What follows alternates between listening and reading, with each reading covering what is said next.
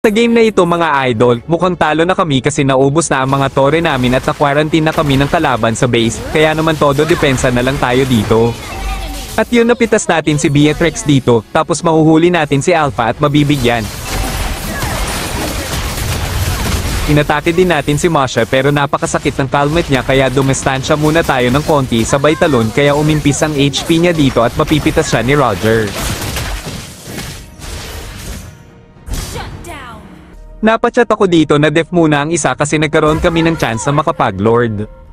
Nainis pa nga yung Kagura namin sa MM namin kasi hindi siya sumama sa pag-lord. Todo request backup na si Roger dito pero wala po mapansin, nag-clear pa kasi si Balmond sa mid. At ayan na nga nakaamoy sina Alpha at Beatrix, sila pa sana ang makakakuha ng lord, buti na lang lumapit si Balmond at nultihan niya ito, pero ang kapalit ay mapipitas silang dalawa. Saglit din lang madedepensahan ng kalaban ng lord namin dito mga idol, kaya matinding depensa na naman ang gagawin namin dito.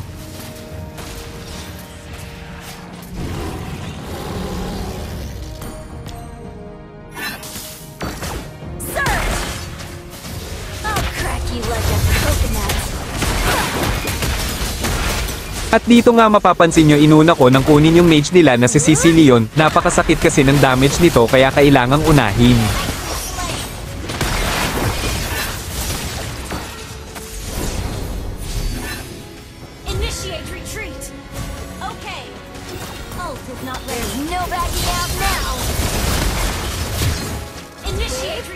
Understood. Test me. I dare you. Tapos yung Beatrix dito napakatapang, masyado ng malalim kaya mahuhuli ko siya dito at mabibigyan.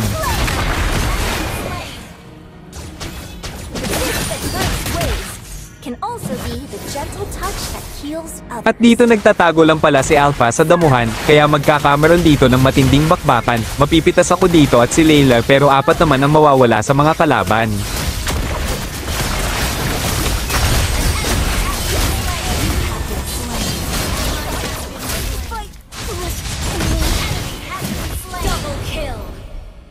Tapos dito nagkameron na naman ng matinding class sa may lord at makukuha nga dito ni Alpha ang lord pero mapipitas naman ang tatlo sa kanila.